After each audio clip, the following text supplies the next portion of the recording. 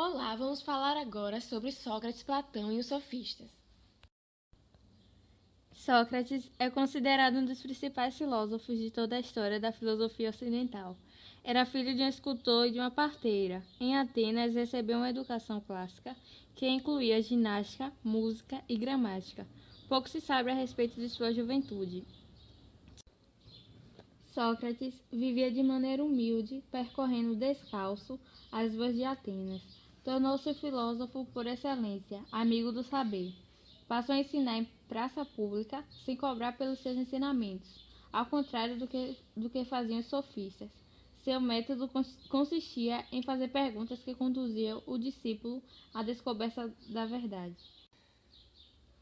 Sócrates reformulou a filosofia grega, fazendo com que a busca de conhecimento, antes centrada no estudo da natureza, passasse a ocupar-se do homem e das suas ações.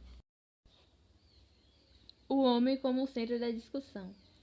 Sócrates inovou em várias frentes, as quais fecundaram a história do pensamento posterior, promovendo a ampliação do debate no campo filosófico.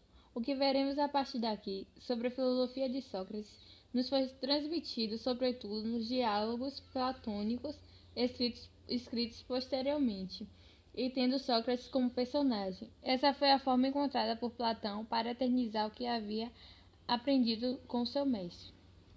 Sócrates conferiu menos importância à natureza como um objeto de investigação e trouxe o homem para o centro da discussão filosófica.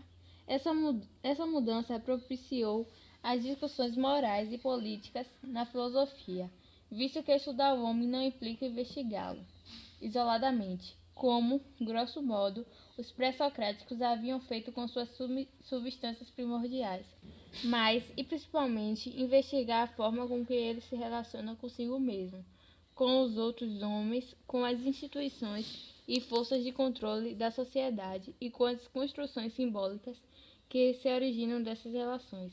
Acima de tudo, porém, estava o homem no centro do universo. Daí a importância da frase, que muito fielmente traduz o pensamento de Sócrates: conhece-te a ti mesmo.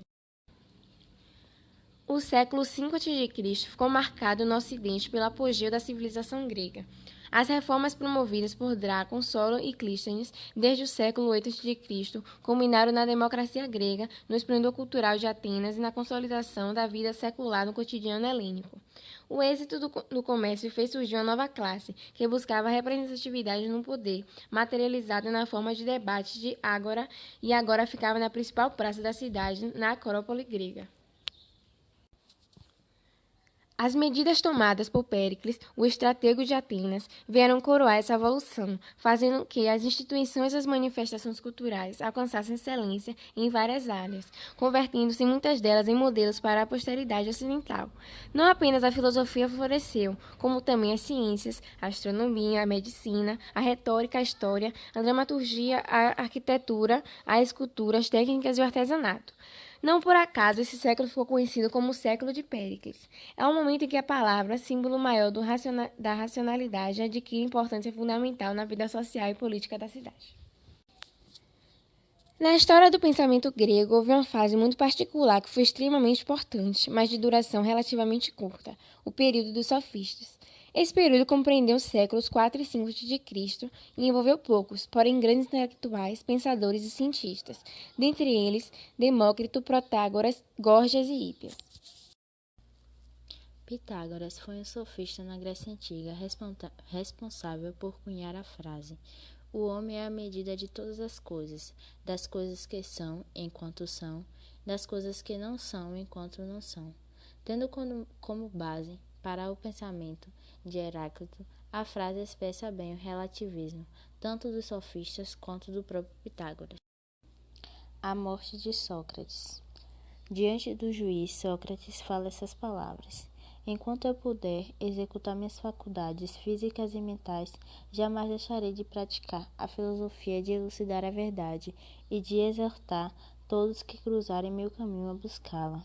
Portanto, senhores, seja eu absolvido ou não, saiba que não alterarei minha conduta, mesmo que tenha de morrer 100 vezes. Testemunha silenciosa da injustiça cometida, Platão está sentado ao pé da cama do mestre, Ao seu lado, uma pena e um rolo de pergaminho. Platão contava 29 anos quando Sócrates foi executado.